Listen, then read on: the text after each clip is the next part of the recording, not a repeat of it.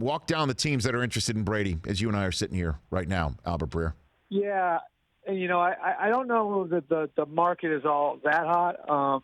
I would just tell you, you need a lot of conditions in place to really want to go after them. Need to be willing to blow up their offense. Need to be willing to kind of put yourself on a 2-year timetable. Need to be willing to look and see in the near future where a rebuild is going to be coming.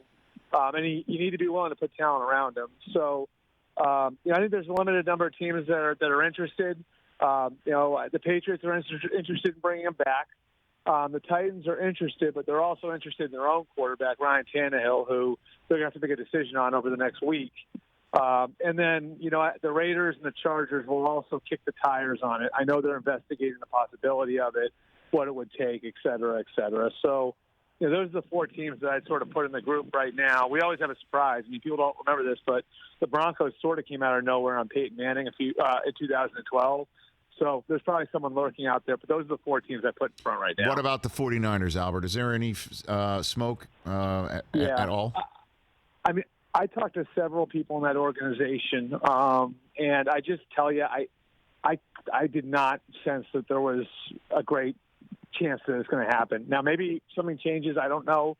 And I'm not trying to shoot down what anybody else is saying, but that possibility seems somewhat remote right now. They're really happy with where they are, not just today, but if you look at what their next 5 years or so are going to look like. And that doesn't mean that they're 100% in on Jimmy Garoppolo for the next 5 years.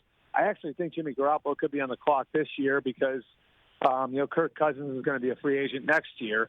I'm just telling you, I don't think that they're of a mind right now to sort of go all in on the next 2 years and just have massive uncertainty beyond that because they're really happy with where they are right now. I know they're really happy with where they are right now, but it's crazy, man. At some point, the age is going to have to catch up.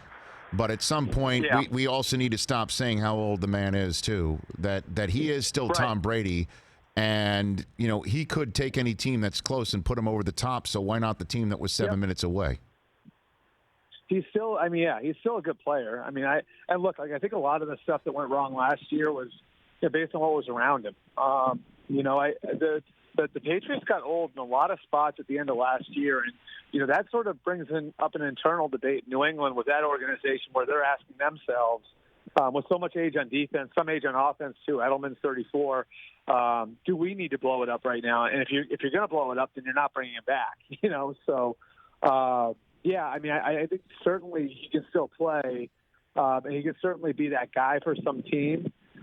You have to be right on the precipice, and I'm telling you, he takes great pride in his personal performance. As much as he loves winning, he also wants to, play really well the next couple of years. And that was what frustrated him last year was his personal performance suffered from what was around him. So you're going to have an appealing situation to him too. And so, you look at what the Chargers have. They'd have to fix their offensive line. Look at what the Titans have. Are they going to be able to bring back Derrick Henry? You look at what the Raiders have. Is he going to fit with John Gruden? There are questions in each of those places. And so it's really interesting. There's not a perfect scenario out there for him.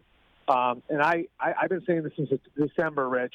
I mean, I think what could wind up creating, his return to New England is the two sides look at each other and their best option is one another.